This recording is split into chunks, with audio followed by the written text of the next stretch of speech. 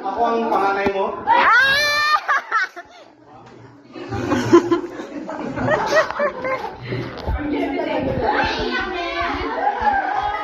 Iyak na yan.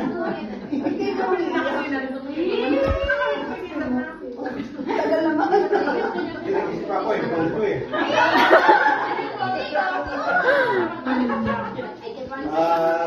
Salamat na pinagsagaan mo ako ng 50 years. Hanggang nakaabutin ko ng 50 years old. Pinagluto mo ako kaya ako'y ganito kalaki. Hindi lang tumanda, kundi lumaki yung size ng katawan. Pinata naman ako ng liit ko eh. Yan, sobrang dalawa mo sa akin, ginawa ko ang ganito.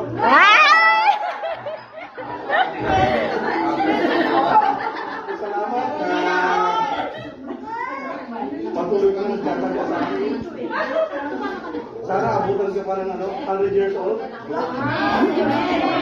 ako'y 99 lang. Kaya akong muna, ikaw sa akin, dapat ako muna. Ganyan kita kamahal.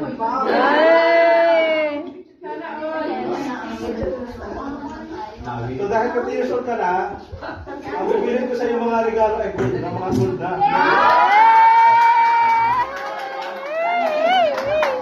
Ang ipapahuli kong gold na bibili sa iyo sa ngipin mo.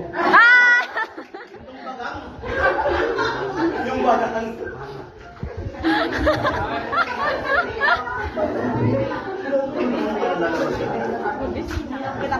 Ibili mong ibili yun sa ano.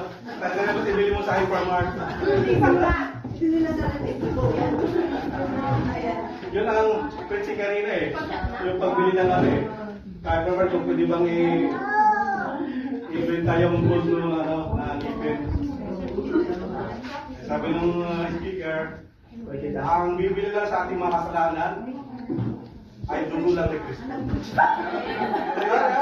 Dugo lang ni Jesus sa mga kaligtas sa atin. Kabayaran sa ating mga kasalanan. Amen. Salamat kami. Happy birthday ulit. Nakikita tayo next week sa Thailand.